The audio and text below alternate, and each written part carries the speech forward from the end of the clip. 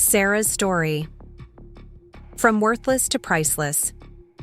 Have you ever been told you're worthless so many times that you actually started to believe it? Have you ever looked in the mirror and seen exactly what someone else trained you to see? A failure, a burden, a disappointment taking up space in the world? For 25 years, my husband David told me I was worthless trash every single day. And for 24 of those years, I believed him. This is the story of how I finally showed him what worthless really looks like. And it wasn't me. Before we jump back in, tell us where you're tuning in from, and if this story touches you, make sure you're subscribed, because tomorrow I've saved something extra special for you. My name is Sarah Mitchell, and if you had met me 2 years ago, you would have seen a woman who apologized for breathing too loudly. I was 52 years old, working as an administrative assistant at Riverside Community College in Ohio, and I had perfected the art of making myself invisible. Every morning I would wake up at 5:30, tiptoe around our colonial house on Maple Street, and have David's coffee ready before his alarm went off at 6. Not because he asked me to, but because starting the day any other way meant starting it with his voice cutting through the morning air like a rusty blade. "Sarah, you worthless piece of trash. Can't you do anything right?" Became my morning greeting more often than good morning or hello. It was usually accompanied by a complaint about the coffee being too weak, too strong, too hot, or too cold. There was never a right way to make David's coffee, just like there was never a right way to be David's wife. I had learned to read the signs of his moods like a meteorologist reads storm patterns. The way he slammed his truck door when he came home from Mitchell's auto repair shop told me everything I needed to know about the evening ahead. One slam meant a beer and silence, which was the best I could hope for. 2 slams meant he'd had a difficult customer or a problem with parts delivery. 3 slams meant I should have dinner ready, the house spotless, and myself prepared to absorb whatever verbal assault was coming my way. "You're worthless, Sarah. Completely worthless. I don't know why I ever married you." The words had lost their shock value somewhere around year 5 of our marriage, but they never lost their power to make me feel smaller, less significant, like I was slowly disappearing one insult at a time. David and I had been high school sweethearts in Riverside, a town where everyone knew everyone, and dreams rarely extended beyond the county line. He was the captain of the football team, broad-shouldered and confident, with dark hair and green eyes that could make me forget my own name when he smiled at me in the hallway. I was the quiet girl who worked on the school newspaper and dreamed of studying art in college. We met when I was assigned to interview him for a feature story about the football team's championship hopes. "You're different from other girls," he had told me after our first real conversation, walking me to my car after a Friday night game. "You actually listen. You're not just waiting for your turn to talk." It was the most romantic thing anyone had ever said to me, and I fell for David Mitchell like a stone dropping into a deep well. We got married 3 weeks after high school graduation. I was 18, he was 19, and we thought we knew everything about love and life. The wedding was small, held at St. Mark's Lutheran Church with about 50 guests and a reception, in the church basement.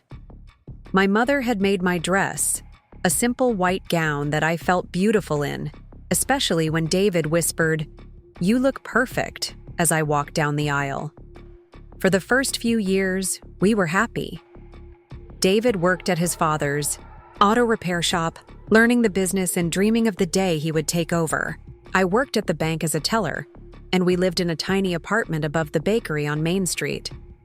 Our life was simple but full of possibilities.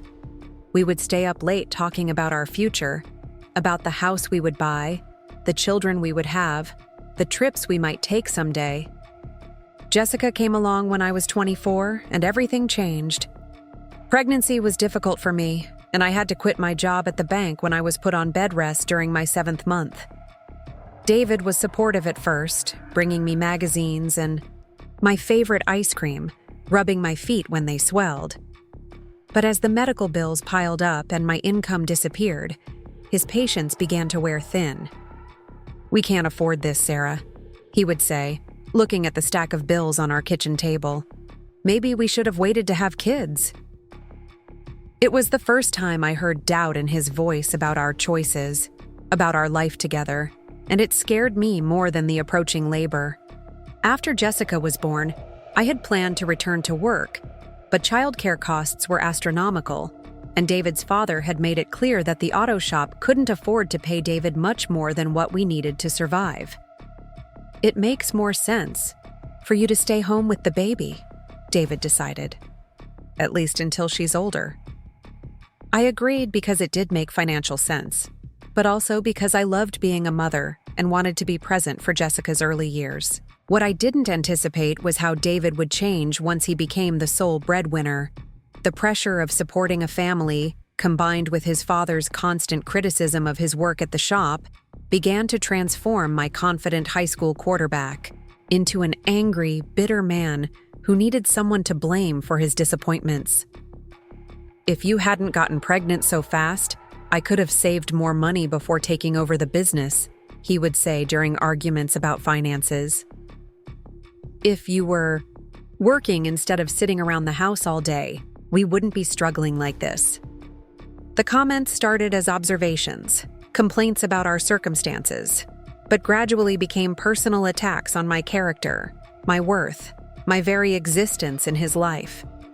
By the time Jessica started school and I could have returned to work, David had convinced me that no one would hire me after such a long absence from the workforce. "You've been out of work for 6 years, Sarah. You have no skills, no experience with computers, nothing to offer an employer. You're basically worthless in the job market." His words stung because they contained just enough truth to be believable. Technology had advanced rapidly during my years at home, and I felt overwhelmed by the thought of competing with younger, more educated candidates. When a position opened up at Riverside Community College in the registrar's office, David was initially supportive. "At least it's something," he said when I got the job. "Though I can't imagine they're paying you much for filing papers and answering phones." He was right about the salary, it was modest, but wrong about the work being simple. I discovered I had a talent for organization, for helping students navigate complex academic requirements, for creating systems that made everyone's life easier. For a few years, having my own income and purpose outside the home improved our relationship. David seemed proud when I received my first performance review, which praised my attention to detail and positive attitude. "My wife works at the college," he would tell customers at the shop, and I could hear genuine pride in his voice. But as his father aged and the auto repair business faced increasing competition from chain stores and newer shops with better equipment, David's frustration grew. His father, Robert Mitchell, was a demanding man who had built the business from nothing and couldn't understand why his son wasn't able to grow it the way he had. "In my day, mechanics worked harder and complained less," Robert would say, making it clear he thought David was failing to live up to the Mitchell name. The verbal abuse escalated gradually, so slowly that I barely noticed it at first. David would come home frustrated and take it out on me with small criticisms. "You left the dishes in the sink again, Sarah. Can't you do one thing right while I'm out there working my ass off?" Or, "This house is a mess. What exactly do you do all day besides sit at that cushy college job?" When I would try to defend myself or explain that I worked full-time too and came home to handle all the household responsibilities, David would laugh bitterly. "Your job? You call sitting behind a desk talking to college kids work? That's not work, Sarah. What I do is work. Fixing cars, dealing with customers, trying to keep a business alive that my father spent 40 years building. That's real work. What you do is play office." The insults became more frequent and more vicious as David's business struggles intensified. When a new auto repair chain opened across town and started taking away customers with their lower prices and faster service, David became convinced that everyone was against him, that life was unfair, and that somehow I was part of the problem. "You're worthless, Sarah. Absolutely worthless. I work 12 hours a day trying to keep us afloat. and you contribute nothing. Nothing. You're just dead weight, dragging me down. These outbursts would happen 2 or 3 times a week, usually triggered by something minor. A bill in the sea, mail, a difficult customer, or Jessica asking for money for a school activity we couldn't afford. I learned to absorb these verbal assaults without responding, because fighting back only made them worse. If I cried, David would call me weak and pathetic. If I argued, he would escalate until he was screaming at me with a fury that scared both of us. If I tried to leave the room, he would follow me, continuing his tirade until he had said everything he needed to say to make himself feel better. You think you're better than me because you work at the college with all those educated people, he would snarl during his worst moments. But you're nothing, Sarah. You're nothing without me. You're too stupid, too worthless, too pathetic to make it on your own. I'm the only reason you have a roof over your head and food on the table. Jessica, who was now in high school, began spending more and more time at friends' houses or involved in school activities that kept her away from home. When she was around, she would disappear into her room with her headphones on, pretending not to hear her father's verbal attacks on her mother. I told myself I was protecting her by not fighting back, by absorbing David's anger so it wouldn't be directed at our daughter. What I didn't realize was that Jessica was learning terrible lessons about what marriage looked like, about how men treat women, about what love was supposed to feel like. She was also learning to see me the way David did, as weak, as someone who deserved what she got because she didn't stand up for herself. The worst part wasn't the daily insults or the constant criticism. The worst part was how I began to believe him. After years of being told I was worthless, stupid, and pathetic, I started to see those qualities in myself. When I looked in the mirror, I saw a middle-aged woman with graying hair, extra weight from stress eating, and tired eyes that had given up hope of seeing anything better. At work, I excelled in my role, receiving positive feedback from supervisors and genuine appreciation from students and faculty. But at home, David's voice drowned out any confidence I might have gained from my professional success. They're just being nice to you, Sarah. They feel sorry for you. No one actually thinks you're good at anything. I stopped talking about positive things that happened at work because David would find ways to diminish them. When I received a small raise after 5 years on the job, he laughed and said, "What's that? 50 cents an hour? Big deal. That's barely enough to cover the gas you waste driving there." When I was chosen to help plan the college's annual scholarship dinner, an honor given to only 2 staff members, David rolled his eyes and said, "They probably just need someone to stuff envelopes and set up chairs. Don't let it go to your head." Our marriage became a cycle of David having a bad day at work, coming home to verbally abuse me until he felt better, then acting like nothing had happened the next morning. He never apologized for the things he said, never acknowledged that his words were hurtful or inappropriate. If I tried to bring up his behavior the next day, he would act confused and defensive. "I was just frustrated, Sarah. You're too sensitive. If you did your part around here, I wouldn't have to get on your case all the time." Somehow, his verbal abuse became my fault for not being good enough to prevent it. Preparing and narrating this story took us a lot of time, so if you are enjoying it, subscribe to our channel. It means a lot to us. Now back to the story. Jessica graduated from high school and moved away to college, and I thought her absence might improve things between David and me. Without the stress of raising a teenager and the financial pressure of college expenses we couldn't afford, maybe we could find our way back to each other. Instead, David's anger intensified because he no longer had to moderate his behavior around our daughter. "Now it's just you and me, Sarah, and we both know you're not enough to keep me happy. You never were." The verbal attacks became longer and more personal, dissecting everything from my appearance to my intelligence to my worth as a human being. He would spend entire evenings listing my failures, my shortcomings, all the ways I had disappointed him over the years. I began to have panic attacks at work, sudden moments where I couldn't breathe, where the walls felt like they were closing in, where I felt like I was drowning in the middle of an ordinary day. Linda Chen, my closest friend at the college, noticed my increasing anxiety and tried to help.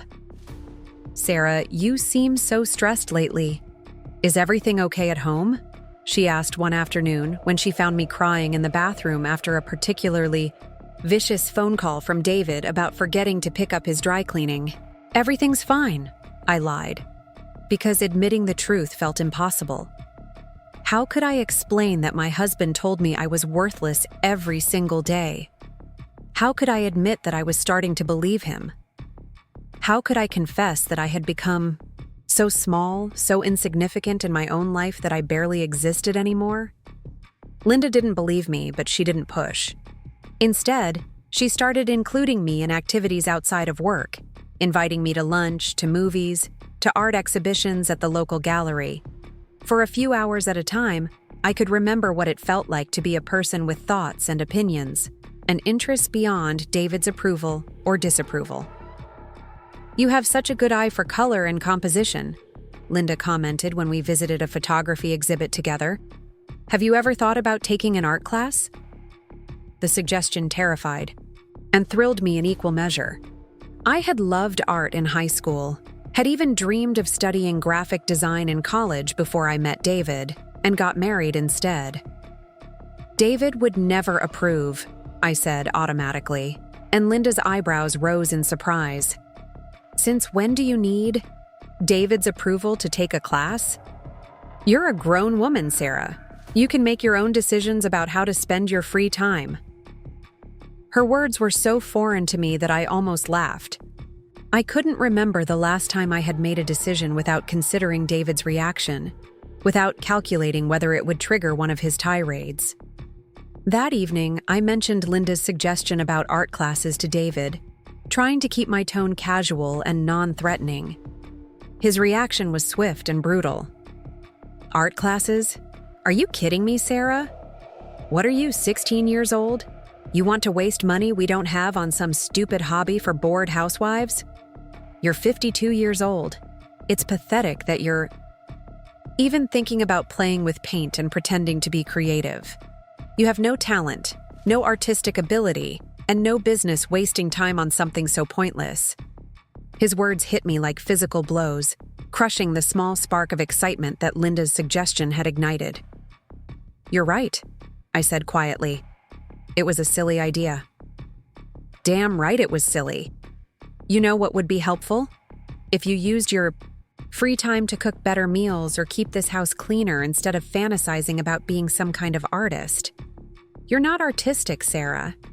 You're just a middle-aged woman having a midlife crisis, and it's embarrassing." That night, I lay in bed next to David, listening to him snore, and wondered how I had become so small. When had I stopped believing I was capable of learning new things, of having interests and hobbies, of being more than just David's verbal punching bag? When had I agreed to live such a limited, joyless existence? The answer came to me slowly, over many sleepless nights. I had never agreed to it. It had happened gradually, one insult at a time, one diminished dream at a time, until I was living a life that bore no resemblance to the one I had imagined for myself. 2 months later, Jessica came home for Christmas break with her boyfriend, Carlos, whom she had been dating for over a year. I was excited to meet him and to have our daughter home for the holidays, but David saw Carlos's visit as an intrusion and an expense we couldn't afford. "Great, another mouth to feed," he grumbled, when Jessica called to ask if Carlos could stay with us for a few days. "As if we don't have enough financial pressure without feeding your college boyfriend." When Jessica and Carlos arrived, I was immediately struck by how Carlos treated my daughter. He opened doors for her, listened when she spoke, laughed at her jokes, and looked at her like she was the most interesting person in the room. During dinner, he complimented the meal I had prepared and asked thoughtful questions about my work at the college. "Your mom seems really knowledgeable about the academic programs," he told Jessica. "The way she explained the different degree options was really helpful. She must be great at her job." I felt myself flush with pleasure at the compliment, but David immediately deflated the moment. "Sarah's job isn't exactly rocket science," he said with a dismissive laugh. "She answers phones and files paperwork. A trained monkey could do what she does." The embarrassment that washed over me was overwhelming, but what happened next changed everything. Carlos didn't laugh or agree with David's assessment. Instead, he looked genuinely confused and slightly offended. "Actually, Mr. Mitchell, what your wife described sounds really complex. Helping students navigate academic requirements, coordinating between departments, managing deadlines and regulations, that takes real skill and attention to detail. The college is lucky to have someone so competent." David's face darkened at being contradicted, especially by someone he viewed as just Jessica's college boyfriend. "You don't know what you're talking about, kid. You don't know Sarah like I do." "You're right," Carlos said calmly. "I don't know Mrs. Mitchell well, but from our conversation tonight, she seems intelligent, knowledgeable, and really dedicated to helping students succeed. That's impressive." The silence that followed was deafening. Jessica looked mortified that her boyfriend had just stood up to her father, but also proud. I felt something I hadn't experienced in years. Someone had defended me, had seen value in me that David couldn't or wouldn't acknowledge. That night, after Jessica and Carlos had gone to bed, David unleashed his fury on me in a whispered tirade that lasted until almost 3 a.m. "Your daughter's boyfriend thinks he knows better than me about my own wife. This is what happens when you act like you're something special instead of staying in your lane. You embarrassed me tonight. Sarah, making yourself sound important when we both know you're nothing but a glorified secretary. You're worthless. And now you've got some college punk thinking you actually matter." As I listened to David's familiar litany of my failures and shortcomings, something inside me began to shift. For 25 years, I had been the only witness to these attacks, the only person who knew how David really spoke to me when no one else was around. But tonight, Carlos had seen a glimpse of David's contempt for me, and his reaction had been shock and disapproval, not agreement. For the first time in decades, I began to wonder if the problem wasn't me. The revelation that would shatter my world completely came 3 days later, on New Year's Eve, when I overheard a conversation that made me realize just how worthless David really thought I was, and how little I actually knew about my own life. The conversation I overheard on New Year's Eve changed everything I thought I knew about my marriage, my family, and myself. Jessica and Carlos had gone to a party with her high school friends, and I was in the kitchen cleaning up from dinner when David's phone rang. He was in the living room watching television, and I could hear his side of the conversation clearly. "Yeah, I know it's New Year's Eve, but this couldn't wait," David said to whoever was calling. "Listen, I need to talk to you about something important about Sarah." The mention of my name made me freeze with a dish halfway to the cabinet. David rarely discussed me with anyone, and when he did, it was usually to complain about something I had done wrong. "She's getting ideas above her station, you know? That job at the college is making her think she's smart or something, and now Jessica's boyfriend is filling her head with nonsense about how valuable she is." David's voice carried the familiar edge of irritation that I knew so well. I moved closer to the kitchen doorway, my heart pounding as I strained to hear every word. No, it's not that bad yet, but I can see the signs. She's starting to question things, starting to act like she has opinions that matter. Remember what happened with Linda Chen asking her to take those art classes? Sarah actually seemed interested for a minute there. Whoever was on the other end of the line said something that made David laugh, a sound that chilled me to the bone. Exactly. That's exactly what I told her. She's 52 years old, for Christ's sake. Way too old to be having delusions about being creative or talented. The last thing I need is for her to start thinking she could actually make it on her own. The words hit me like a physical blow. David wasn't just insulting me to my face during his angry outbursts. He was discussing strategies to keep me small, to prevent me from growing or changing or believing in myself. Look, I've kept her under control for 25 years by making sure she knows exactly what she's worth, which is nothing. But lately, she's been getting support from that friend at work. And now Jessica's boyfriend is treating her like she actually matters. I need to shut this down before it gets out of hand. My legs felt weak, and I had to grip the kitchen counter to keep from falling. The man I had been married to for a quarter of a century was actively working to destroy my self-esteem, to keep me trapped and dependent, and believing I was worthless. Sarah's the kind of woman who needs to be reminded regularly of her place, David continued. Give her an inch, and she'll start thinking she deserves a mile. I learned that from watching my old man handle my mother. You keep them grateful for what they have by making sure they never think they deserve better. The reference to David's parents sent another shock through my system. I had always wondered why David's mother, Eleanor, had been such a quiet, subdued woman who rarely spoke unless spoken to. Now I understood that Robert Mitchell hadn't just been demanding and critical with his son. He had been systematically breaking down his wife's spirit, and David had learned the technique well. The key is consistency, David was saying. Every single day, you remind them of their failures, their shortcomings, all the ways they don't measure up. Eventually, they stop trying to measure up at all. They just accept that they're lucky to have you, even when you treat them like garbage. I stumbled backward into the kitchen, my mind reeling from what I had just heard. 25 years of marriage, and David had been following a deliberate strategy to destroy my self-worth.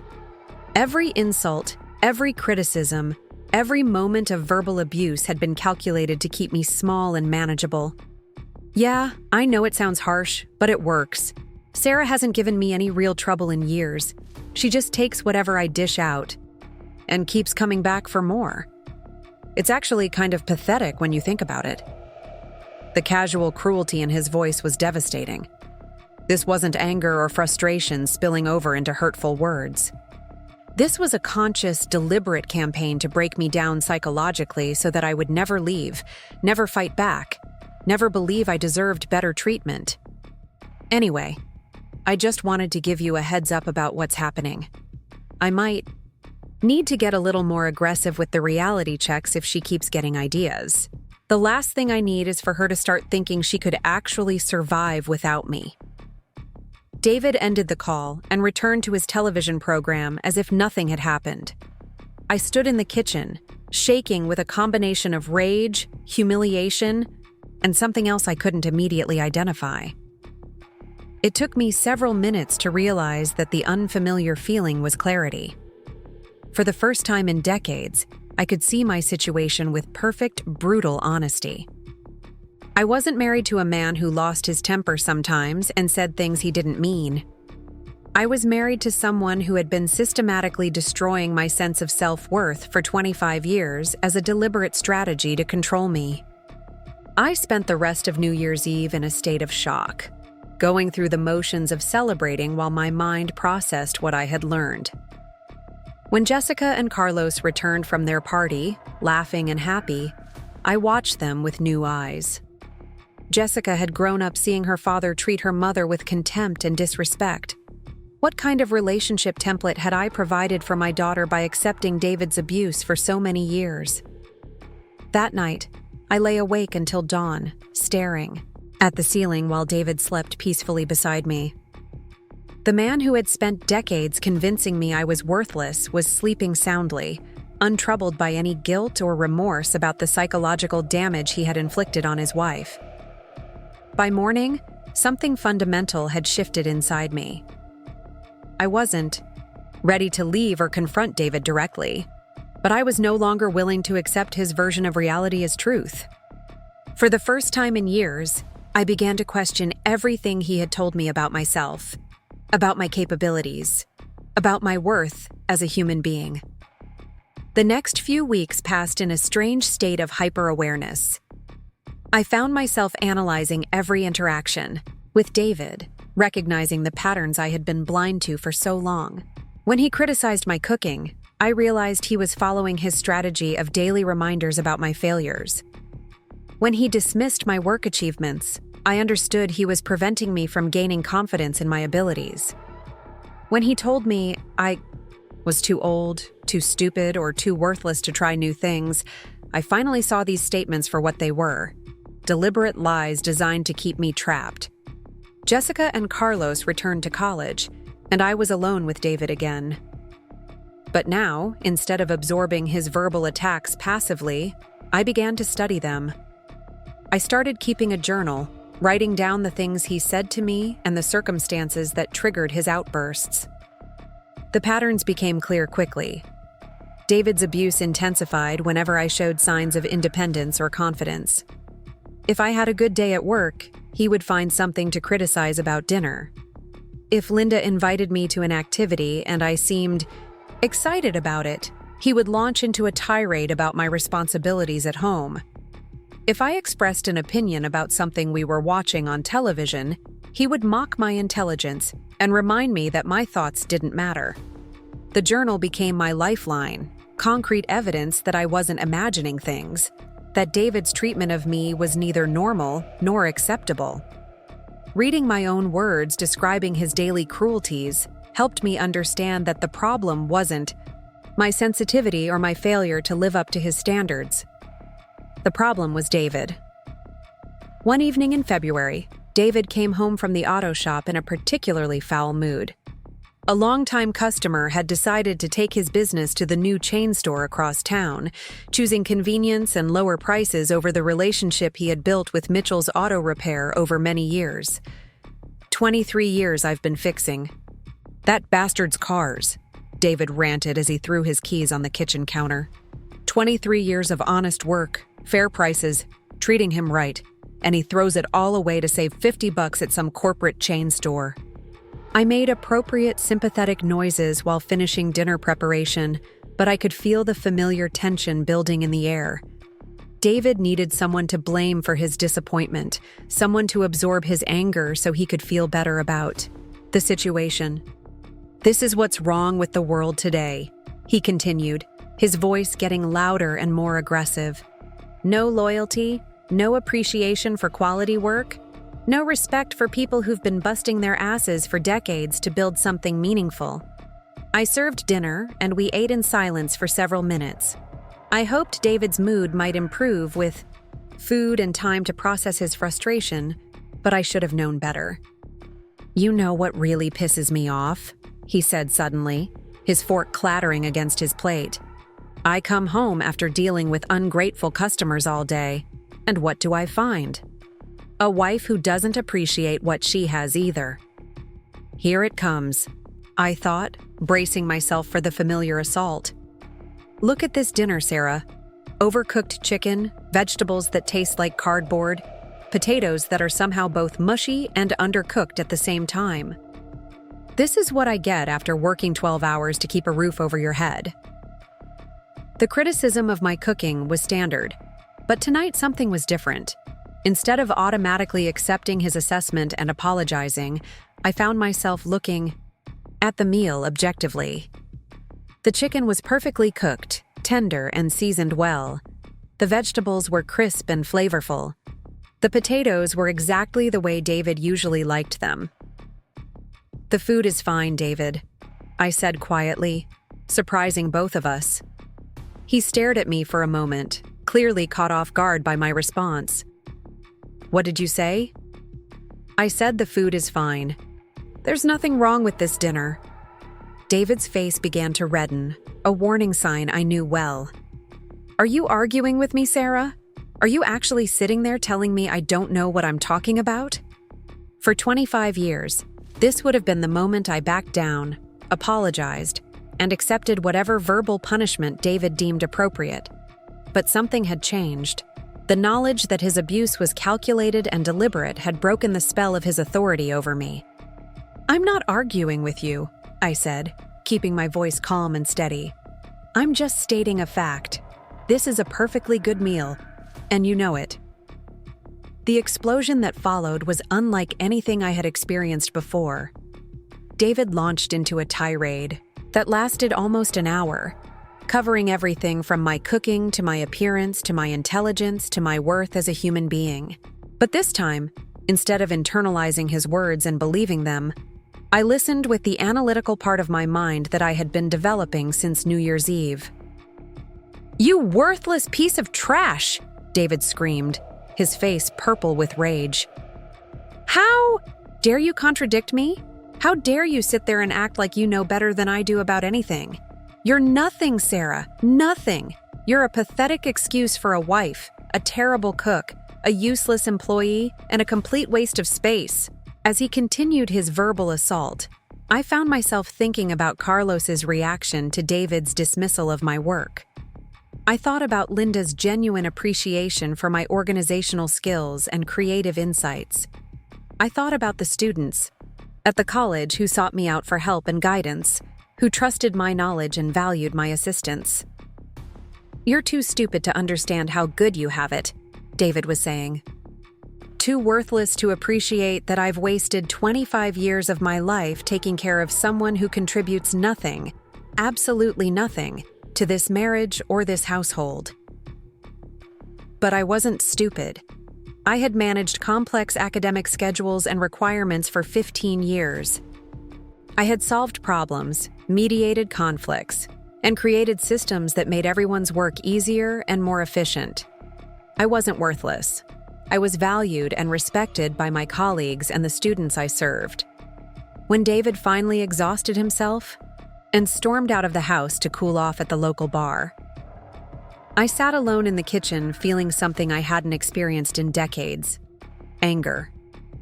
Not at myself for provoking him, not at the situation for being difficult, but at David for the years of psychological torture he had inflicted on me.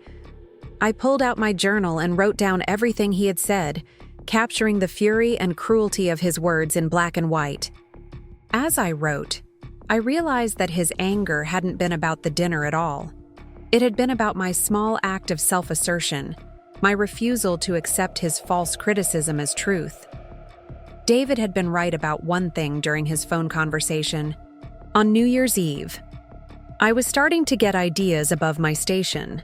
I was beginning to remember that I had value, that I deserved respect, that his treatment of me was neither normal nor acceptable. Over the next few weeks, I began to pay attention to how other couples interacted. I watched Linda and her husband Robert at a faculty dinner, noting how he listened when she spoke, how he supported her opinions even when he disagreed, how he spoke about her accomplishments with genuine pride.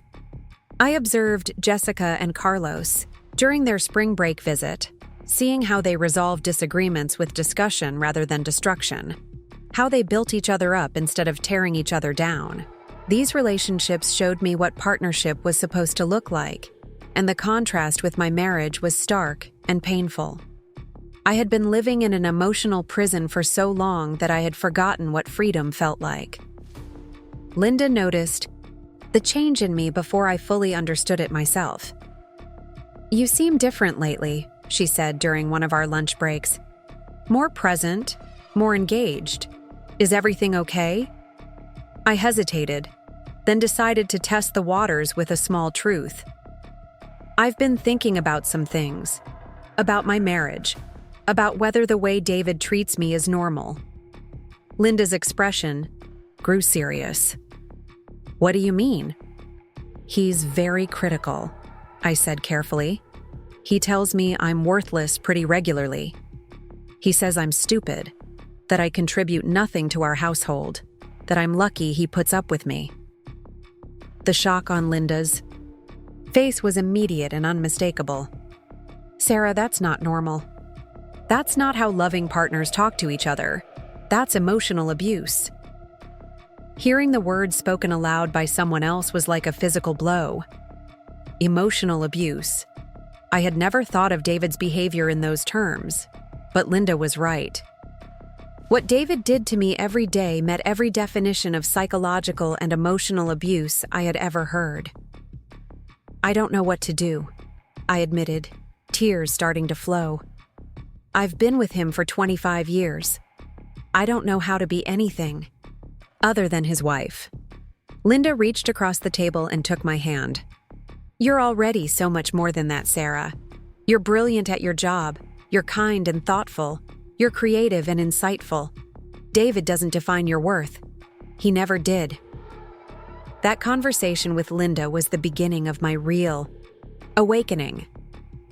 She recommended books about emotional abuse, articles about rebuilding self-esteem after psychological trauma, and resources for women in abusive relationships.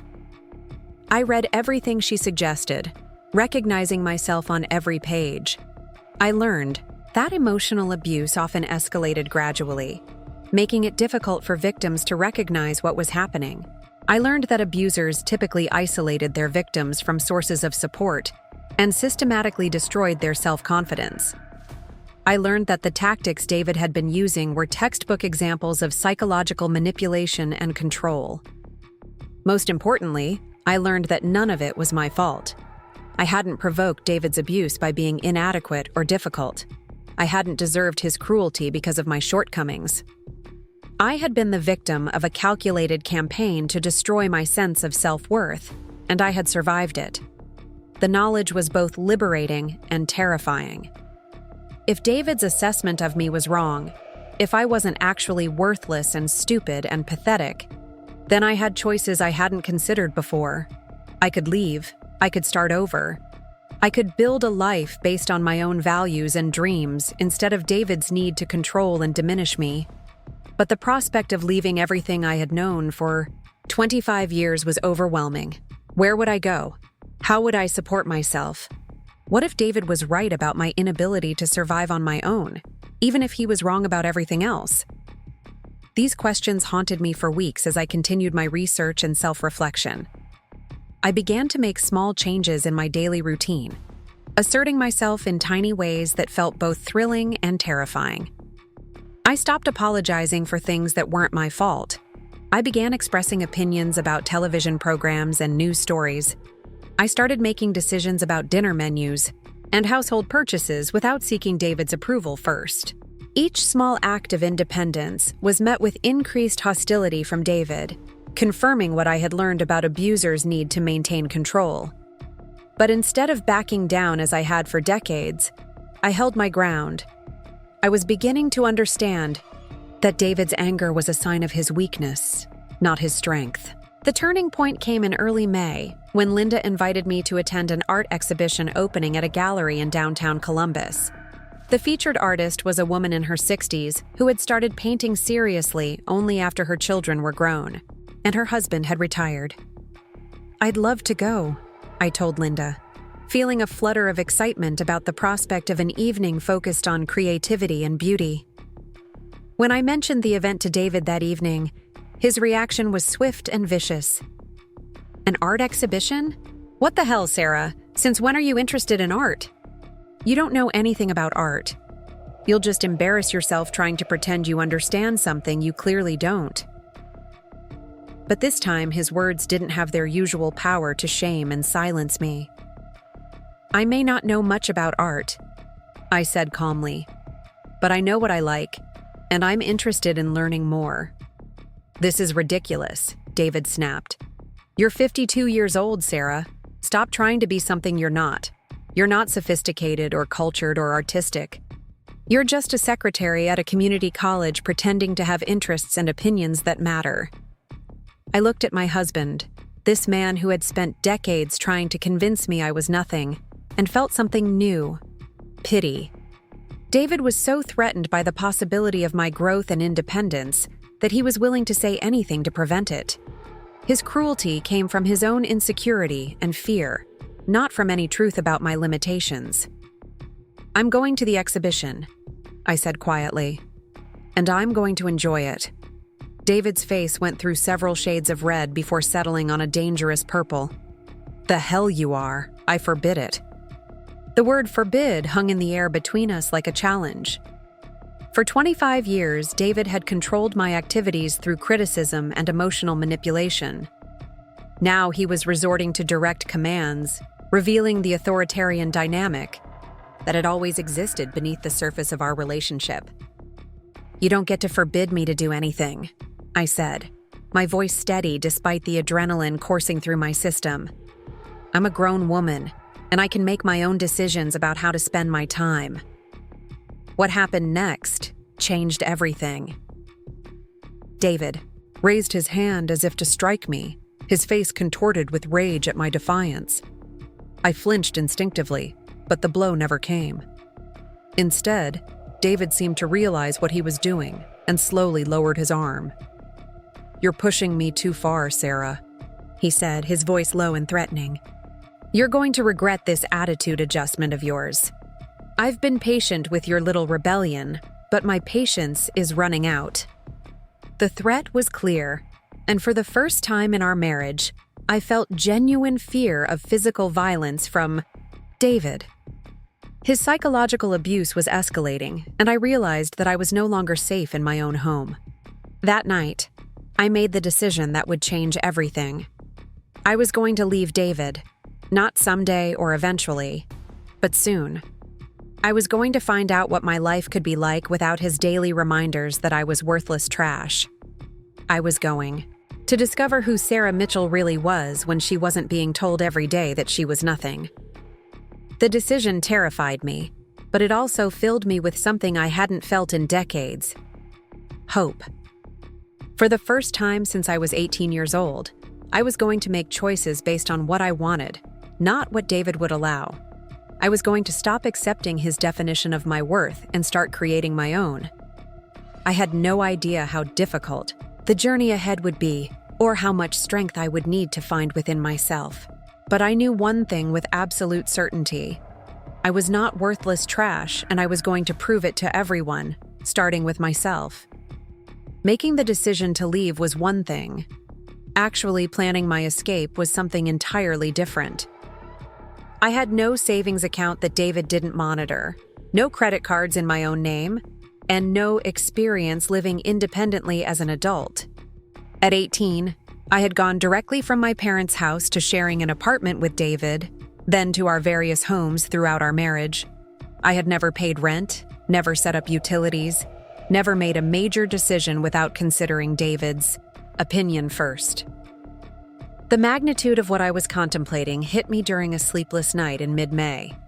I lay in bed calculating numbers in my head, trying to figure out if my salary from the college would be enough to support myself. After 25 years of marriage, I had no idea what things actually cost.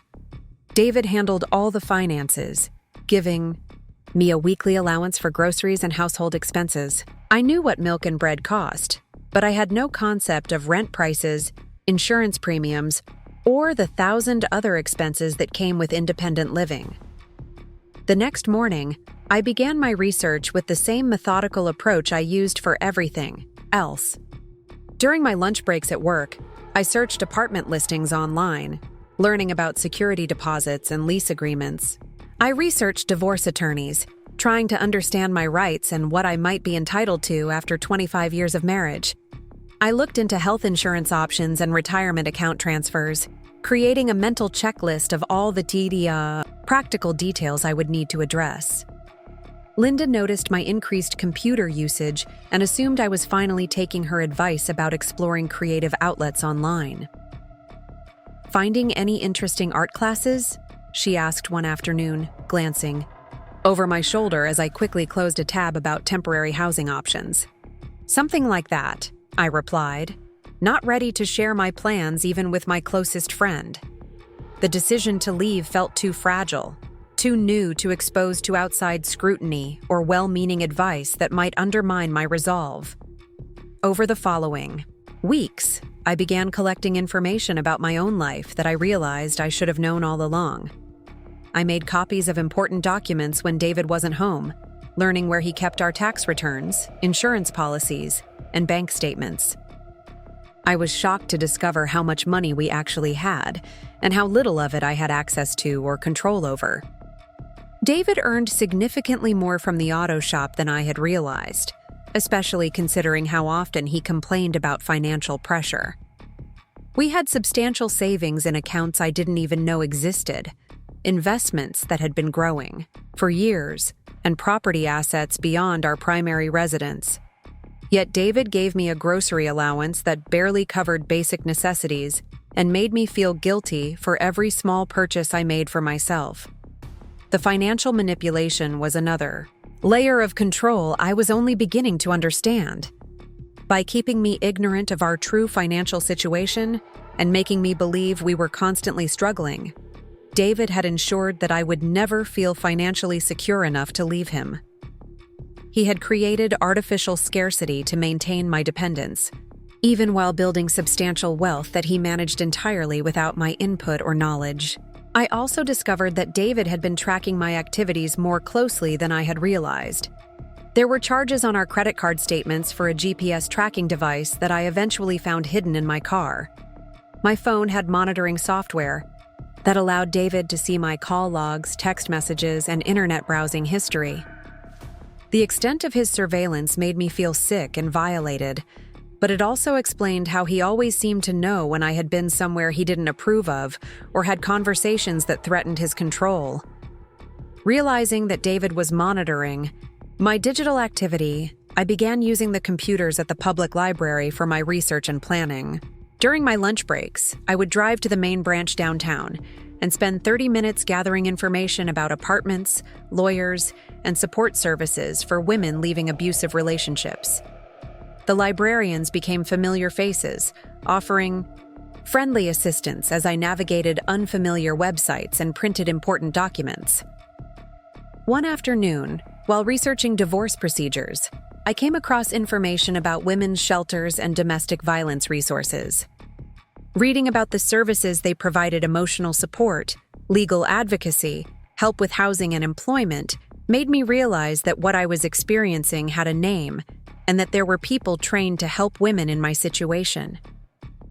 The domestic violence counselor I spoke with over the phone was named Maria Santos, and she didn't seem surprised by anything I told her about my marriage. Emotional and psychological abuse can be just as damaging as physical violence, she explained. In many ways, it's more insidious because it leaves no visible scars, and victims often don't recognize it as abuse until the damage to their self-esteem is severe. Maria helped me understand that David's behavior followed predictable patterns that she had seen countless times before. The isolation from friends and family, the financial control, the constant criticism designed to destroy self-confidence, the surveillance and monitoring, all were standard tactics used by abusers to maintain control over their victims. The fact that you're recognizing these patterns and taking steps to change your situation shows incredible strength, Maria told me. Many women never reach this point of clarity about their circumstances. She also warned me about something I hadn't considered: the danger period that often occurred when abusers realized they were losing control. When you start asserting yourself and making independent decisions, his behavior may escalate, she cautioned. Abusers often become more threatening when they sense their victim is preparing to leave. Maria's words proved prophetic. As I continued my small acts of independence, David's responses became increasingly aggressive and unpredictable. He started questioning my whereabouts more intensively, demanding detailed explanations for any deviation from my normal routine. When I was 15 minutes late coming home from work one day because I had stopped at the library, he interrogated me as if I were a criminal suspect. "Where were you, Sarah? And don't lie to me. I know you weren't at work because I called there, looking for you." His tone was cold and threatening in a way that made my skin crawl. "I stopped at the library to return some books," I said, which was technically true. I had returned books, although my primary purpose had been to research apartment listings. "What books? Since when do you go to the library? You're lying to me, and I want to know why." The interrogation continued for over an hour, with David demanding details about my library visit, my route home, and my reasons for not informing him of my plans. His questions revealed how closely he had been monitoring my movements and how threatened he felt by any activity he couldn't control or verify. I realized that David's increasing paranoia was actually confirmation that my planning was having an effect. He could sense that something fundamental had changed in our dynamic, even if he didn't know exactly what I was planning. His escalating behavior gave me additional motivation to accelerate my timeline for leaving. Working with Maria, I developed a safety plan for my departure. She helped me identify the safest times to gather my belongings, the most secure ways to communicate with support services, and the legal steps I needed to take to protect myself once I left. We discussed the importance of leaving when David wasn't home, having a safe place to go immediately, and ensuring that he couldn't track my location or monitor my communications. The logistics of leaving were more complicated than I had anticipated. I needed to find an apartment I could afford on my salary alone, which meant looking at smaller, cheaper places in neighborhoods I wasn't familiar with. I needed to establish my own bank account without David's knowledge, which required careful timing and documentation. I needed to consult with a divorce attorney to understand my rights and options, which meant finding time for confidential conversations that wouldn't appear on any phone records David might access. Linda inadvertently became my alibi for many of these activities. When I told her I was taking a longer lunch break to explore an art gallery across town, she covered for me at work while I actually met with an attorney. When I said I was attending an evening lecture about Renaissance painting, I was really at a support group meeting for women in abusive relationships. The deception felt necessary for my safety, but it also made me realize how isolated I had become from genuine friendship and support. The support group meetings were revelation after revelation. Listening to other women share their experiences, I heard my own story reflected in their words. The gradual erosion of self-confidence, the constant criticism disguised as concern, the financial control that created dependence, the surveillance and monitoring that eliminated privacy all were common elements in abusive relationships. One woman, Patricia, had been married to her abuser for 32 years before finding the courage to leave. "I thought I was protecting my children by staying," she shared during one meeting. "But I realized I was actually teaching them that women deserve to be treated with contempt and disrespect. The best thing I ever did for my kids was show them that I valued myself enough to demand better treatment." Patricia's words haunted me because they forced me to confront an uncomfortable truth about my own situation. What had I taught Jessica about marriage and relationships by accepting David's abuse for so many years? What messages had I sent to my daughter about women's worth and what they should tolerate from the men in their lives? I thought about Jessica's relationship with Carlos and felt a wave of relief that she had found someone who treated her with respect and kindness. But I also worried that she might have learned to normalize verbal aggression and emotional manipulation, because that's what she had seen modeled in her parents' marriage. The thought of Jessica potentially accepting abusive treatment in her own relationships because of what she had witnessed growing up gave me additional motivation to change my situation.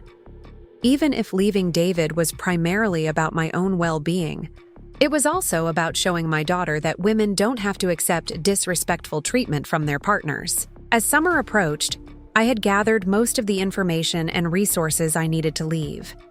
I had found a small one-bedroom apartment in a complex about 20 minutes from the college, close enough that I could keep my job, but far enough that I wouldn't accidentally encounter David in familiar places. The apartment was modest but clean and safe, with good security and a management company that understood the needs of women leaving abusive situations. I had also consulted with 2 different divorce attorneys, learning about Ohio's divorce laws and what I could reasonably expect in terms of property division and spousal support.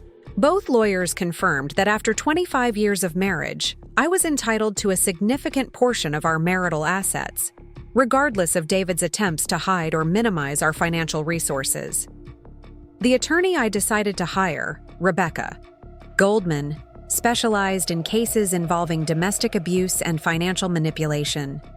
She understood the tactics that abusers use to maintain economic control and had experience helping women reclaim their financial independence after leaving controlling relationships. David's pattern of financial secrecy and control actually works in your favor legally, Rebecca explained during our consultation. Courts don't look favorably on spouses who deliberately keep their partners ignorant of marital finances or who use money as a tool of manipulation and control. Rebecca also helped me understand my rights regarding our shared property and David's business. As his wife, I was legally entitled to a portion of the auto shop's value, even though David had always treated it as exclusively his domain. The years I had spent supporting his business indirectly, by managing the household and raising our daughter so he could focus on work, had economic value that the court would recognize. Learning about my legal rights was empowering in a way I hadn't expected. For so many years, David had made all the major decisions about our finances, our property, and our future. He had treated me like a dependent child who had no say in matters that affected my own life. Discovering that I actually had legal standing and economic rights in our marriage was like finding out I had been a citizen of a country I didn't know existed. As my departure date approached, I began making subtle changes to prepare for my new life. I started taking small amounts of cash from my grocery allowance each week, building a small emergency fund that David wouldn't notice. I quietly gathered important documents, making copies of everything I might need and storing them in a safety deposit box I had opened at a different bank. I also began the emotional work of preparing to leave a life I had known for 25 years. Despite everything David had put me through, the prospect of starting over at 52 was terrifying. I was leaving not just an abusive husband, but a familiar routine, a shared history, and the identity I had built around being David's wife and Jessica's mother. The hardest part was accepting that I might lose my relationship with Jessica, at least temporarily. David would undoubtedly try to turn our daughter against me, portraying my decision to leave as selfish or destructive to the family. Jessica might initially side with her father, especially if he played the victim and made my departure seem sudden or unreasonable. But I had learned from the support group that maintaining relationships with adult children after leaving an abusive marriage was often possible, even when it took time for them to understand and accept their mother's decision. Patricia had eventually rebuilt a strong relationship with her daughter, who came to appreciate her mother's courage once she was old enough to recognize the abuse that had been occurring. The final catalyst for my departure came in early June, during what started as a routine evening at home. David was in an unusually good mood because he had landed a contract to service vehicles for a local delivery company, which would provide steady income for several months. I thought his positive mood might make it a good time to mention that I was planning to visit Jessica in Columbus the following weekend. Actually, I was thinking of staying the whole weekend, I said casually while we watched television. Jessica mentioned wanting to show me some new restaurants, and we could spend some quality time together. David's expression shifted immediately from relaxed to suspicious. A whole weekend? That seems excessive. You just talked to Jessica last week. It's been over a month since I've seen her in person, I replied. And she's my daughter. I shouldn't need permission to visit her. The word permission was apparently the wrong choice, because David's face darkened with familiar anger. Permission? Nobody said anything about permission, Sarah. I'm just pointing out that running off for entire weekends to play mother hen is irresponsible when you have obligations here. What obligations? It's the weekend. You'll be working at the shop anyway. That's not the point, David snapped. The point is that you're my wife, and your primary responsibility is to this household, not to go gallivanting around Columbus pretending to be some kind of independent woman. The phrase independent woman was delivered with such contempt that it crystallized everything I had been learning about David's worldview. In his mind, independence was something shameful for a married woman to want. Autonomy was a threat to his authority. The idea that I might have interests, relationships, or desires that didn't revolve around his needs was fundamentally unacceptable to him. I'm not gallivanting anywhere, I said firmly. I'm visiting my daughter, and I am an independent woman, whether you like it or not. What happened next was the final confirmation that I needed to leave immediately. David stood up from his chair and advanced toward me with a look of rage I had never seen before. His hands were clenched into fists, and for a moment, I genuinely believed he was going to hit me. "You are nothing without me," he hissed, his face inches from mine. "Nothing? You're a pathetic, worthless woman who wouldn't last 5 minutes on her own. You think you're independent? You think you could survive without me? You're delusional, Sarah. Completely delusional." The physical intimidation was new, but the words were familiar. What was different was my reaction to them. Instead of feeling crushed or ashamed, I felt a surge of clarity and determination. David was so threatened by the possibility of my independence that he was resorting to physical intimidation to maintain control. His escalating behavior proved that everything I had learned about abusive relationships was true. "You're right about one thing," I said, backing away from him but keeping my voice steady. "I am independent, and you're about to find out exactly how independent I can be."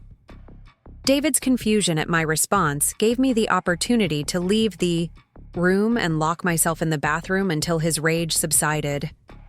As I sat on the edge of the bathtub, listening to him slam doors and curse my defiance, I made the final decision about my timeline for leaving. I would be gone within 2 weeks, whether I felt completely ready or not. David's behavior was escalating toward physical violence, and I could no longer safely delay my departure while I addressed every last detail of my transition plan. That night, I called Maria from my cell phone while David slept, finalizing the arrangements for my immediate safety and confirming the support services I would need during my first few weeks of independence. I also sent a carefully worded email to Rebecca Goldman, asking her to begin preparing the divorce paperwork that I would file as soon as I was safely established in my new living situation. The woman who had spent 25 years accepting daily reminders that she was worthless trash was about to discover what she was actually worth. And David Mitchell was going to learn that destroying someone's self-esteem doesn't actually make them worthless. It just makes them dangerous once they figure out their real value. The morning I left David was a Tuesday in mid-June, ordinary in every way except for what I was about to do. David had gone to work early to meet a parts delivery, giving me the window of time I needed to execute the plan I had been refining for weeks. My hands shook as I loaded my car with the boxes I had been secretly packing, but my resolve never wavered. I had taken only what belonged to me personally: my clothes, books, a few pieces of jewelry that had been gifts from my parents, and photographs of Jessica from her childhood. Everything else, the furniture, the dishes, the accumulated possessions of 25 years of marriage, I left behind. They were just objects, and I had learned that my freedom was worth more than any material possession. The apartment I had rented was small, but felt enormous after years of living in a space where every corner held memories of David's cruelty. The living room was barely large enough for a couch and coffee table, but it was mine. The kitchen was tiny, with outdated appliances, but no one would criticize the meals I prepared there. The bedroom was simple, with just enough space for a bed and dresser, but David would never again share that space to berate me as I tried to sleep. Setting up my new life was both exhilarating and overwhelming. I had to learn how to do things I had never done before. Establish utility accounts, set up internet service, arrange for garbage pickup. David had handled all of these details throughout our marriage, keeping me dependent on his knowledge and connections. Now, every phone call I made to arrange these basic services felt like a small victory in reclaiming my independence. The first few nights in my apartment were the hardest. The silence was deafening after years of walking on eggshells, constantly monitoring David's moods and adjusting my behavior accordingly. I would wake up at 3 a.m, momentarily panicked that I hadn't prepared his coffee or that he would be angry about something I had forgotten to do. Then I would remember where I was and why, and the relief would wash over me like a physical sensation. David's reaction to my departure was exactly what Maria had predicted it would be. He called my cell phone continuously for the first 3 days, leaving increasingly desperate and angry voicemails that ran the full spectrum from pleading to threatening. He promised to change, swore he would treat me better, claimed he had finally realized how much I meant to him. When those tactics failed, he shifted to accusations and threats, calling me selfish, ungrateful, and delusional for thinking I could survive without him. "You'll be back within a month," he said in one particularly venomous message. "You're too weak and too stupid to make it on your own. When you come crawling back, don't expect me to welcome you with open arms. You're making the biggest mistake of your pathetic life, Sarah." I saved every voicemail as evidence for the restraining order Rebecca had advised me to file, but I never responded to any of David's attempts to contact me. Maria had taught me that engaging with an abuser during the separation period often escalated their behavior and could delay the psychological healing process that needed to begin. After a week of unreturned calls, David escalated to showing up at my workplace. I was helping a student with course registration when I saw him. Through the office window, pacing in the hallway with the agitated energy I knew so well. My supervisor, Janet Morrison, noticed my sudden tension and asked if everything was okay. "That's my estranged husband," I said quietly. "I left him last week, and he's been trying to force me to come back." Janet's expression immediately became serious and protective. "Do you feel safe? Do we need to call security?" The concern in her voice was something I wasn't used to experiencing. David had trained me to expect that people would side with him, that they would view my complaints about his behavior as oversensitive or exaggerated.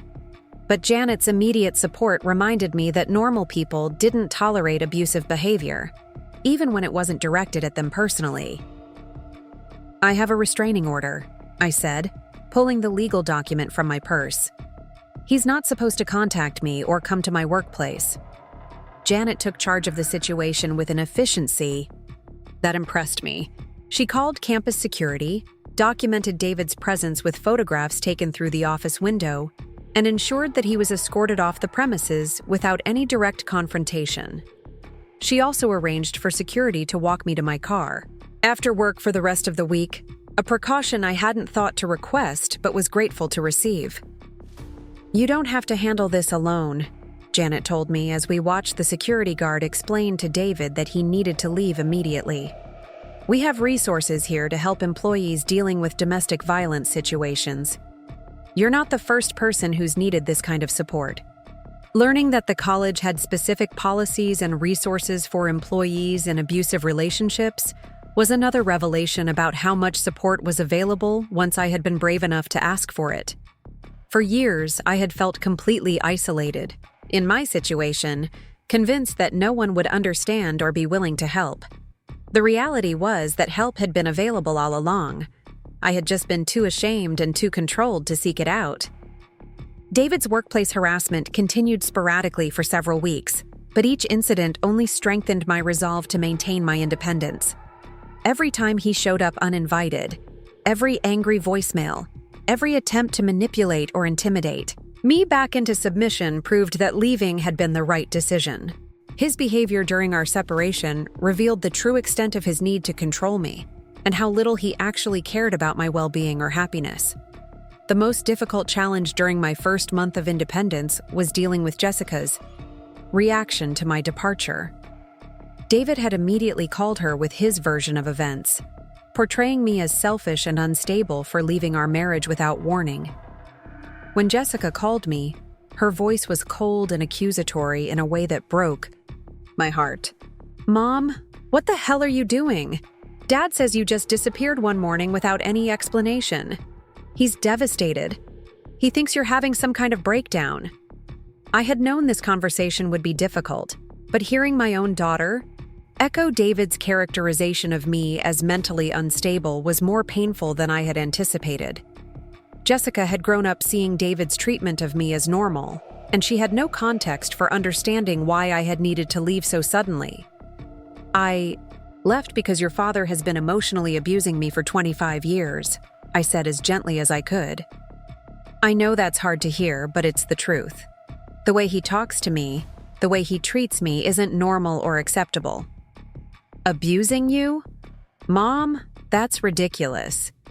Dad gets frustrated sometimes, but he's not abusive. You're being way too dramatic about this whole thing. Jessica's dismissal of my experience was devastating, but not entirely surprising. She had been conditioned to see David's verbal cruelty as normal masculine behavior, and to view my acceptance of it as appropriate feminine submission. Challenging that worldview meant questioning everything she thought she knew about our family dynamics. I understand this is confusing for you, I said, trying to keep my voice steady. But I hope someday you'll be able to see the situation more clearly. I love you, Jessica, and I hope we can maintain our relationship even though your father and I are getting divorced. Divorced? Mom, you can't be serious. You've been married for 25 years. You can't just throw that away because you're having problems. The conversation ended with Jessica angry and confused, and me feeling guilty for disrupting her sense of family stability. But I also felt relieved to have told her the truth about why I had left, even if she wasn't ready to accept it. I hoped that over time, as she observed David's behavior during the divorce process, she would begin to understand why I had needed to prioritize my safety and well-being. My relationship with Jessica remained strained for several months, but my new friendships provided the emotional support I needed during this difficult transition. Linda had been incredibly supportive once I told her the full truth about my situation, and she introduced me to other women who had successfully left abusive relationships and rebuilt their lives. Through Linda, I met Margaret Torres, a woman in her late 50s who had left her emotionally abusive husband 3 years earlier and was now thriving as a freelance graphic designer. Margaret became a mentor and friend, showing me what life could look like for a woman who had rediscovered her independence and creative potential after decades of suppression. The first year is the hardest, Margaret told me during one of our coffee meetings. You spend so much time second-guessing yourself, wondering if you made the right decision, missing the familiarity of your old life even when it was painful. But once you get through that adjustment period, you'll discover strengths and capabilities you forgot you had. Margaret was right about the emotional roller coaster of the first year. Some days I felt strong and confident, proud of my courage in leaving, and excited about the possibilities ahead of me. Other days I felt overwhelmed by the practical challenges of living alone, worried about money, and grieving for the family life I had lost, even though it had been built on a foundation of abuse and control. The loneliness was particularly difficult to manage. After 25 years of sharing a home with someone, even someone who treated me badly, the quiet of my apartment sometimes felt oppressive. I had to learn how to be comfortable with my own company, how to make decisions without consulting anyone else, how to fill the hours that had once been consumed by managing David's needs and moods. But gradually, the loneliness gave way to something I hadn't expected: peace. For the first time in decades, I could watch television programs I enjoyed without worrying about David's criticism. I could cook meals I liked without concern about whether they would trigger one of his tirades. I could go to bed when I was tired and wake up when I felt rested, without accommodating someone else's schedule or mood. The most surprising discovery was how much I enjoyed my own company. Without David's constant negativity and criticism, I began to remember who I was as a person. I started reading again, something I had gradually stopped doing because David made fun of my book choices. I began cooking with creativity and experimentation, preparing meals that reflected my own tastes rather than David's preferences. Most importantly, I enrolled in an art class at the community center, finally pursuing the creative interests that David had dismissed and discouraged for so many years. The watercolor painting class met twice a week, and I found myself looking forward to those sessions with an enthusiasm I hadn't felt for anything in years. You have a natural eye for color composition, the instructor, Elena Rodriguez, told me after my third class. Have you painted before? Not since high school, I admitted. My husband always said I had no artistic talent. Elena's expression darkened slightly. Well, Your husband was wrong. You definitely have talent, and, more importantly, you have passion for the work. That's something that can't be taught. Hearing an expert validate my creative abilities was incredibly healing after years of having my interests dismissed and belittled. I began spending my evenings painting, losing myself in the meditative process of mixing colors and watching images emerge on paper. The paintings weren't masterpieces, but they were mine, created from my own vision without anyone's criticism or interference. As summer turned to fall, I established routines and rhythms that felt authentic to who I was becoming. I joined a book club at the library, started volunteering at a women's shelter on weekends, and began taking evening walks through my neighborhood. These activities brought me into contact with other people who shared my interests and values, gradually building a social network that wasn't dependent on David's approval or presence. The divorce proceedings moved forward slowly but steadily, with Rebecca fighting for my rights to marital assets that David had tried to hide or minimize. As she had predicted, the court was not sympathetic to David's financial manipulation and control tactics. The judge awarded me a substantial settlement that would allow me to live comfortably while I decided what direction I wanted my life to take. "You've got enough money to go back to school if you want," Rebecca told me after the final settlement hearing. "Or start a business, travel, pursue any dreams you've been putting on hold. You're financially independent now, Sarah. The rest is up to you." Financial independence was something I had never experienced as an adult, and it was both liberating and overwhelming. For the first time in my life, I could make major decisions based solely on what I wanted, not on what I could afford or what someone else would approve of. The most dramatic change in my life came when I decided to leave Riverside entirely. The town held too many memories of my marriage, too many people who knew me only as David's wife. I wanted to start fresh somewhere new, where I could build an identity based on who I was becoming rather than who I had been. I chose Portland, Oregon, partly because Jessica was planning to move there after graduation for a job opportunity, but mostly because it represented everything Riverside wasn't: diverse, creative, progressive, and full of opportunities for reinvention. The decision to move across the country at 52 felt both terrifying and exhilarating. Linda was supportive, but worried about my decision to move so far away from everything familiar. "Are you sure you're ready for such a big change?" she asked. "You've already made so many adjustments this year." "I'm ready for a new life," I told her. "Not just a life without David, but a completely different life built around my own choices and dreams." The process of planning my move to Portland gave me a concrete project to focus on during the final stages of my divorce.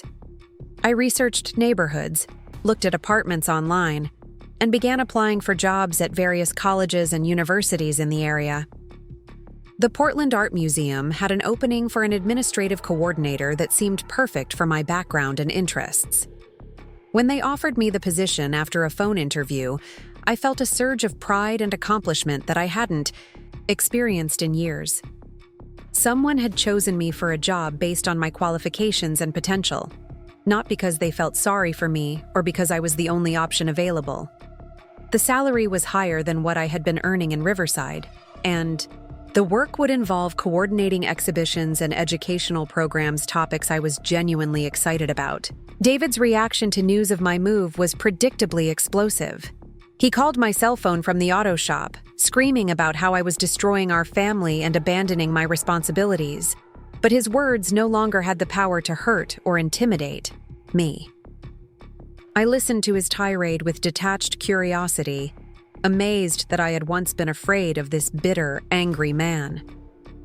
"You think you're so smart, moving to some liberal city where they'll appreciate your artistic pretensions," he said. "But you'll be back, Sarah. When reality hits and you realize you can't handle life on your own, you'll come crawling back." "No, David," I said calmly. "I won't. I'm not the same person who was afraid of you. I'm not worthless trash, and I'm going to prove it to everyone, starting with myself." I hung up the phone and blocked his number, cutting off his ability to reach me with his threats and manipulations. That conversation was the last time I spoke to David Mitchell, and it marked the end of one chapter of my life and the beginning of another. The day I loaded my car with my belongings and drove away, from Riverside, I felt a complex mix of emotions.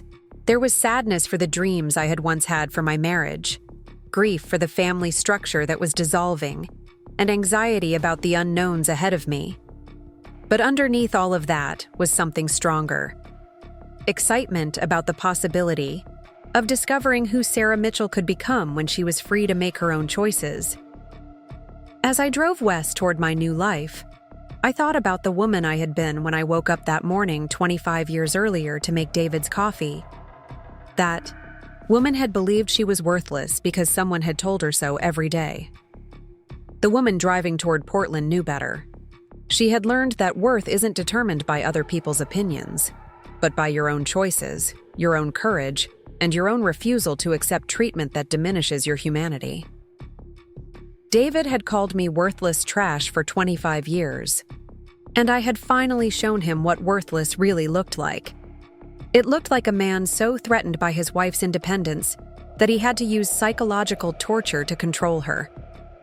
It looked like someone so insecure in his own value that he had to destroy another person's self-esteem to feel powerful. It looked like a person who confused cruelty with strength and control with love.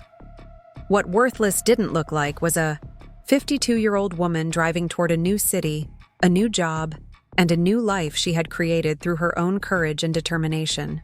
What worthless didn't look like was someone who had survived decades of abuse and emerged with her capacity for hope and growth intact. What worthless didn't look like was me. 2 years later, I stood in the main gallery of the Portland Art Museum, watching visitors admire the exhibition I had helped curate. The show featured works by women artists who had found their creative voices later in life, and every piece told a story of transformation, resilience, and the courage to begin again. The irony wasn't lost on me that I was now part of that narrative, myself. My apartment in Portland's Pearl District had become a sanctuary that reflected the woman I had discovered myself to be. The walls were covered with my own watercolor paintings, some good, some amateur, but all created with joy and freedom. The bookshelf held volumes on art history, memoirs by women who had overcome adversity, and novels I chose simply because they interested me. The kitchen table where I ate breakfast each morning was set for one, and that single-place setting represented independence rather than loneliness. The job at the museum had exceeded my expectations in every way. What had started as an administrative coordinator position had evolved into something much more significant. My supervisor, Dr. Catherine Wu, had quickly recognized my organizational skills and creative insights, promoting me to assistant curator within my first year. I was now responsible for coordinating educational programs, managing exhibition logistics, and even contributing to the selection of artworks for upcoming shows. Your background in working with students translates beautifully to museum education, Catherine had told me during my annual review. You have a gift for making art accessible to people who might find it intimidating. That's a rare and valuable skill. The promotion had come with a substantial salary increase, and more importantly, recognition that my contributions were valued and respected. Every day at work, I felt appreciated for my mind, my creativity, and my dedication. The contrast, with my years of being dismissed and belittled by David, was stark and healing. My relationship with Jessica had undergone its own transformation, though it had taken time and patience from both of us. Initially, she had been angry about my move to Portland, viewing it as abandonment of our family and rejection of everything we had built together. She had sided with David during the early months of our separation, convinced that I was having some kind of midlife crisis that would eventually pass. The turning point came when Jessica witnessed one of David's angry outbursts firsthand during a visit to Riverside. She had gone to see him for Father's Day, bringing Carlos along to meet the family patriarch they had heard so much about. What they found was a bitter, angry man who spent the entire visit criticizing me, blaming me for destroying the family, and making increasingly hostile comments about women who thought they were too good for traditional roles. He was horrible. "Mom," Jessica told me during a tearful phone call after that visit, "the things he said about you, about women in general, I had never really noticed how angry and cruel he could be." Carlos was shocked. He couldn't believe that was the man who raised me. That conversation opened the door for honest discussions about our family dynamics that we had never been able to have before. Jessica began to recall incidents from her childhood that she had normalized at the time, but now recognized as inappropriate. She remembered David's constant criticism of my appearance, his dismissal of my accomplishments, his insistence that his needs always take priority over mine. "I grew up thinking that was just how marriages worked," she admitted during one of our phone conversations. "I thought wives were supposed to be grateful for whatever attention and support their husbands gave them. Seeing how Carlos treats me, seeing how happy and confident you've become since leaving Dad, I'm starting to understand that I had a really warped view of what love should look like." When Jessica and Carlos moved to Portland 6 months after my arrival, it gave us the opportunity to rebuild our relationship on new terms. Instead of being the stressed, anxious mother walking on eggshells that Jessica remembered from her childhood, she got to know me as a confident, independent woman, with interests and opinions and dreams of my own. "You're so different now, Mom," she said during one of our weekly lunch dates. "You seem happy in a way I don't remember you ever being when I was growing up. Even when we were having good times as a family, there was always this undercurrent of tension, like you were waiting for something bad to happen." Jessica was right about the change in my demeanor. Living without the constant threat of verbal abuse had allowed my natural personality to emerge again. I laughed more easily, spoke up more confidently, and engaged with the world from a place of curiosity rather than fear. The woman who had apologized for breathing too loudly had been replaced by someone who felt entitled to take up space in the world. Our relationship continued to deepen when Jessica and Carlos got engaged and asked me to help plan their wedding. The process of organizing their celebration gave us countless hours to talk, to share ideas, and to build new memories together.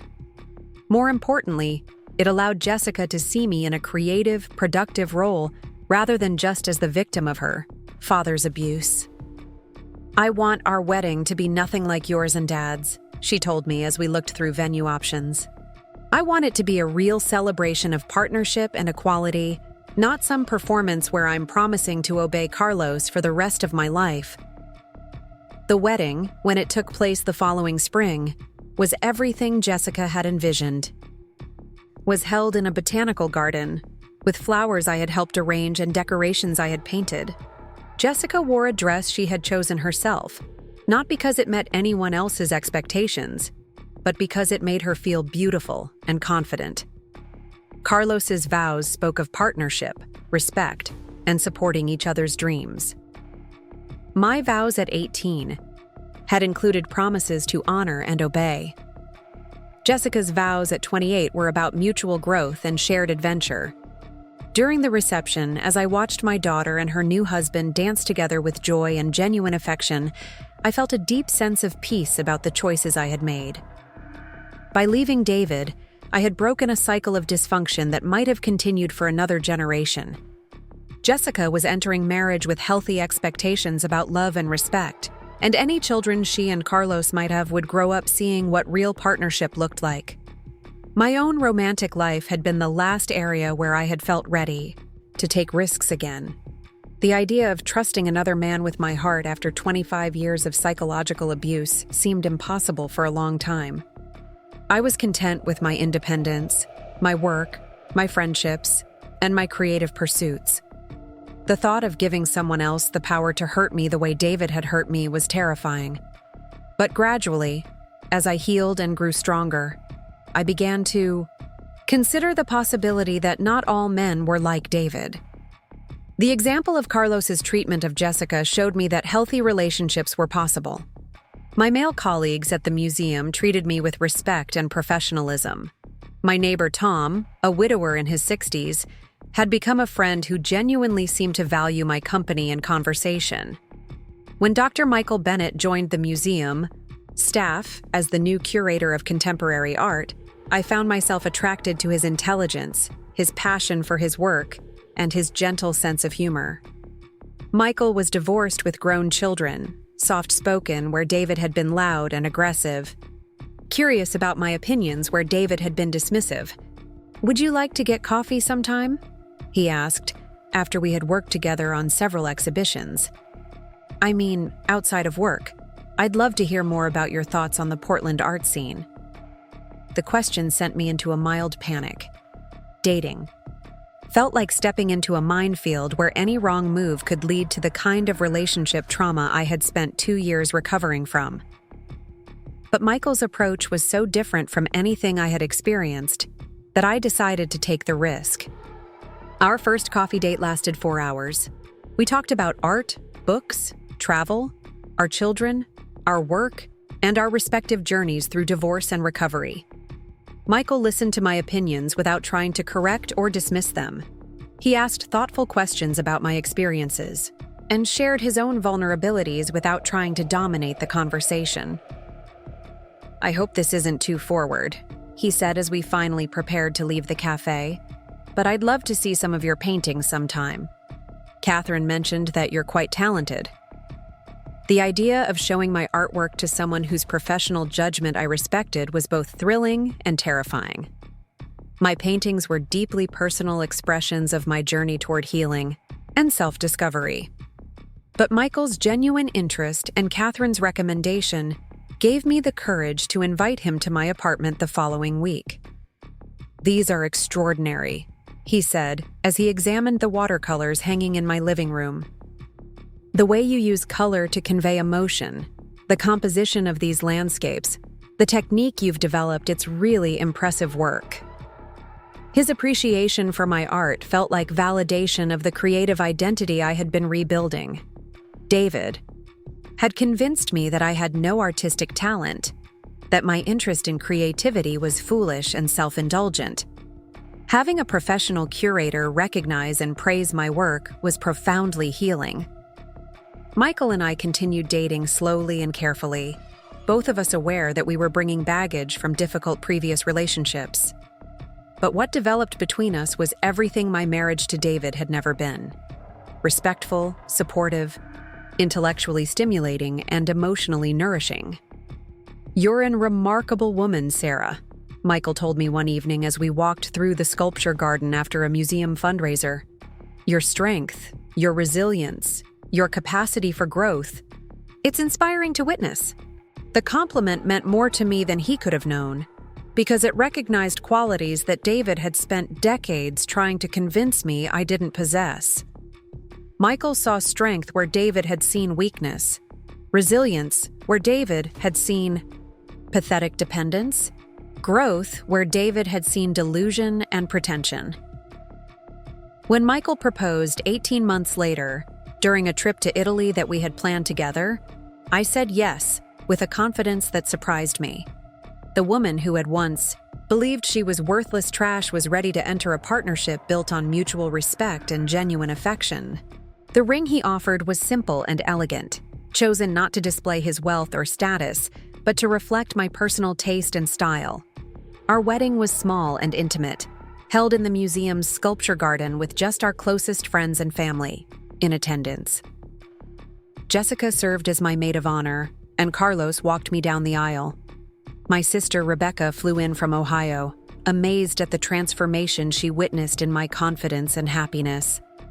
Linda came from Riverside with her husband, bringing updates about our mutual friends and news that David's auto shop had finally closed after losing too many customers to competitors.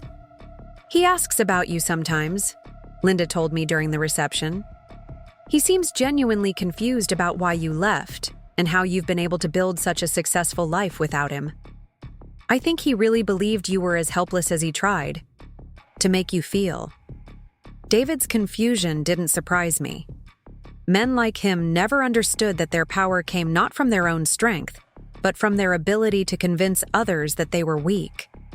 Once I stopped believing his assessment of my capabilities, his influence over my life had evaporated completely. My new marriage was everything my first marriage had never been. Michael and I made decisions together, supported each other's goals, and resolved conflicts through conversation rather than intimidation. When I wanted to take a ceramics class, he encouraged me to pursue it. When he considered applying for a position at a museum in Seattle, we discussed the possibility openly and honestly, weighing the impact on both our careers and our relationship. "I love watching you discover new interests and talents," he told me after my first pottery class. "You approach everything with such enthusiasm and openness. It makes me want to try new things too." The contrast with David's reaction to my creative interests couldn't have been more stark. Where David had seen my artistic pursuits as threats to his authority, Michael saw them as expressions of the woman he had fallen in love with. Where David had demanded that I limit myself to make him feel more important, Michael encouraged me to grow and explore, because my happiness enhanced his own. On my 55th birthday, Michael organized a surprise exhibition of my paintings at a small gallery in Portland's Arts District. Friends from work, neighbors, members of my book club, and fellow students from my various art classes all came to celebrate what the gallery owner called an emerging talent with a unique voice and perspective. "Thank you all for coming to celebrate Sarah's artistic journey," Michael said during the opening reception. "These paintings tell the story of a woman who refused to let anyone else define her worth or limit her potential. They're beautiful works of art, but they're also testimonies to the power of resilience and self-discovery." As I stood in the gallery, surrounded by people who valued and supported me, looking at my paintings hanging professionally framed and lit, I thought about the journey that had brought me to this moment.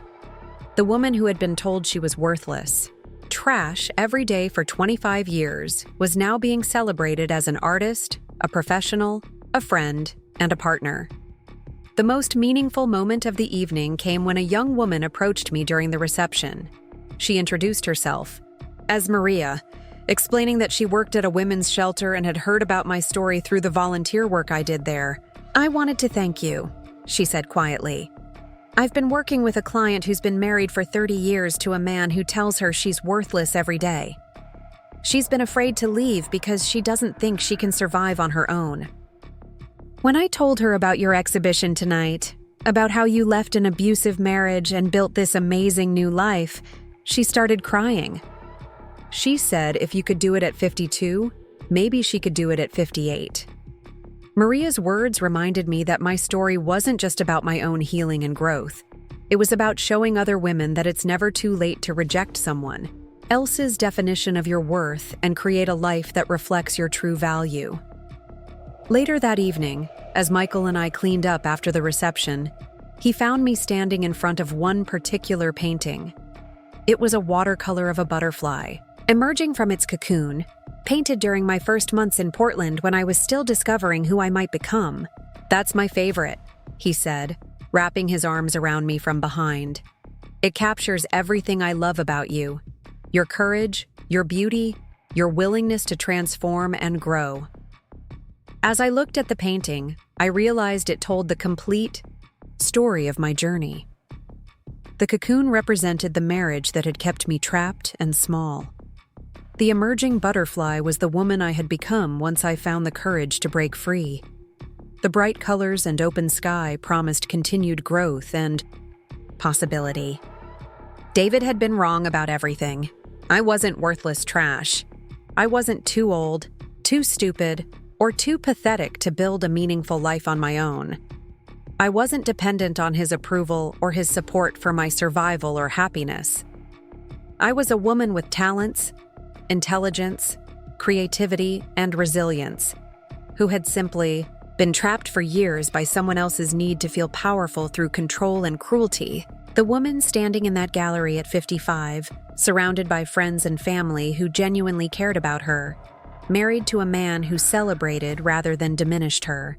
pursuing artistic dreams she had been told were foolish and unrealistic. That woman was proof of what happens when you refuse to accept someone else's assessment of your worth. I had shown David what worthless really looked like. It looked like a man so insecure that he needed to destroy another person's self-esteem to feel important. It looked like someone who confused cruelty with strength and control with love. It looked like a person who had lost the opportunity to share life with someone who would have supported his dreams and celebrated his successes if he had been capable of offering the same in return. What worthless didn't look like was a woman who had survived decades of abuse and emerged with her capacity for joy, growth, and love intact. What worthless didn't look like was someone who had turned her pain into purpose by helping other women find their own strength. What worthless didn't look like was me. Standing in that gallery, looking at the visual evidence of my transformation, I finally understood the most important truth I had learned. Worth isn't something someone gives you or takes away from you.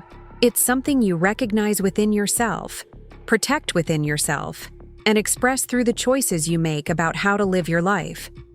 I had reclaimed my worth, and no one would ever be able to convince me I was worthless again. Up next, you've got 2 more standout stories right on your screen. If this one hit the mark, you won't want to pass these up. Just click and check them out.